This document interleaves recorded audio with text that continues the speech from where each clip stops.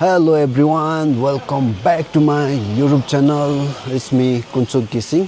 आज चाहिँ म आइरहेको छु दार्जिलिङ घुम्नको लागि। आजको दार्जिलिङको वेदर चाहिँ छ एकदमै चिसो। मैले घाम पनि लागेको छैन, एकदमै धुम्म छ यहाँनिर। अहिले चाहिँ म छु मल रोड होला, यो मल रोडपट्टि। तपाईहरुले यहाँबाट देख्न सक्नुहुन्छ क्लक टावर। तपाईहरुले यहाँबाट क्लक टावरको भ्यू देखाउँछ है गाइस। यहाँबाट चाहिँ क्लक टावर चाहिँ एकदमै दामी देखिरहेछ भ्यू। मल रोड तर्फ गइरहेको छु। यहाँ चाहिँ रहेछ आर्टहरु बनाएर राखेको रहेछ, गोर्खा तेन्जिङ नोर्गे। सो गाइस यो नै रहेछ मल रोड। यहाँ त अहिले गाडीहरु चाहिँ हिँड्नु दिँदैन रहेछ। ग्यालरिस यो चाहिँ एकदमै लास्टै फेमस छ यो दार्जिलिङको। अहिले चाहिँ म चाहिँ चौरस्ता पुग्नु लागे। यहाँबाट चाहिँ चौरस्ता नजिकै रहेछ। तलबाट हिँड्दै आएको यहाँनिर। मेरो होटलबाट चाहिँ चौरस्ता नजिकै रहेछ। दार्जिलिङको चौरस्ता कस्तो छ भने चाहिँ म देखाउँछु। तर यहाँ चाहिँ लास्टै ठन्डा रहेछ, चिसो। अब यहाँदेखि उता गयो भने हिँड्ने ठाउँ मजाको छ, दामी छ। यो नै हो गाइस। अहिले चाहिँ म छु दार्जिलिङको चौरस्तामा गाइस। यो नै हो चौरस्ता। दार्जिलिङ चाहिँ टीको चाहिँ फेमस छ। टीको लागि चाहिँ यहाँ छु अहिले म हिँडिरहेको छु। अब म यहाँ भित्र जान्छु। यो भित्रबाट यस्तो घुम्ने ठाउँ छ अनि एक रन घुमेर आउँछु। यो भित्र चाहिँ फेरि जङ्गल जस्तो छ क्या, रमाइलो। अनि त्यही भएर अब जङ्गलबाट घुम्दै गएर चाहिँ यहाँ यता आइपुग्छ जस्तो लागिरहेछ। अब म यहाँबाट जान्छु। तर चिसो चाहिँ लास्टै चिसो रहेछ यहाँनिर। जाडो छ, जाडो।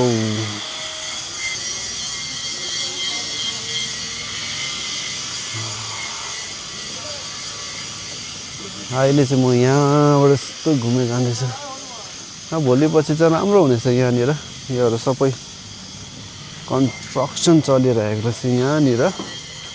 यहाँबाट मुनि कस्तो छ भ्यू देख्दा हेर्ने।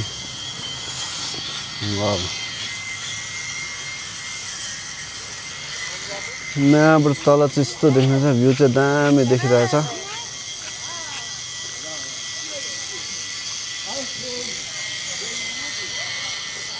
अहिले चाहिँ म हिँडिरहेको छु चौरस्ताको बाटोमा।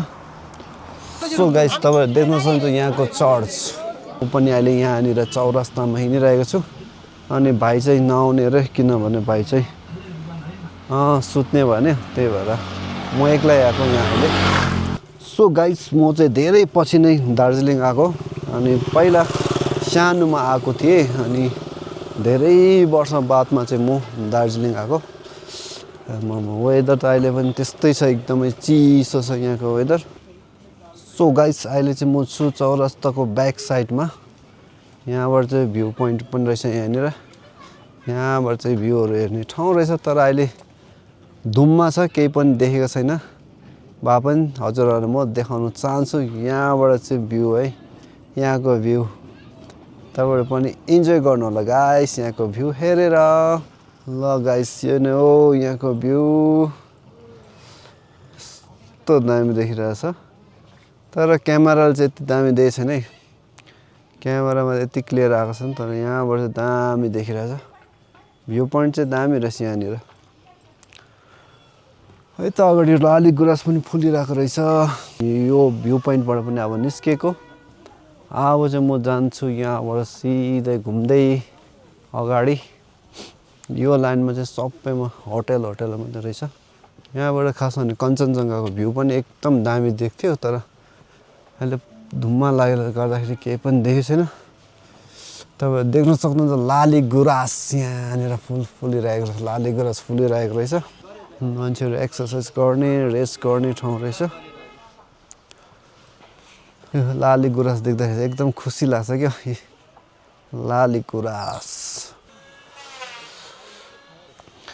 तलतिर चाहिँ चियापत्ती बगानहरू पनि रहेछ घोडामा चढेर घुम्नु पनि सक्नुहुन्छ है गाइस सबै एकदमै दामी फ्रेस रहेछ यो चाहिँ पुरानो सबैभन्दा पुरानो दार्जिलिङको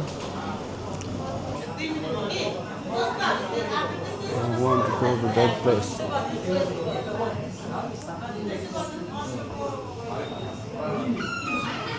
So guys, आज हामी यहाँ होटलमा बसेको यो होटलमा त्यस्तो रहेछ यहाँनिर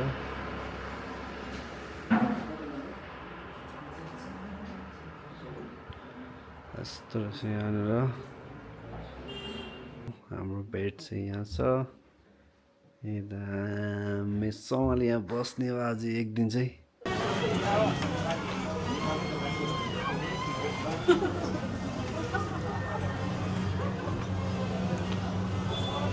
यहाँ जान्छु यहाँ बस्छु र ल यो चाहिँ हो दार्जिलिङको रेल स्टेसन म चाहिँ झन्डै मेट्रो स्टेसन भने अहिले चाहिँ दार्जिलिङ ट्रेन स्टेसन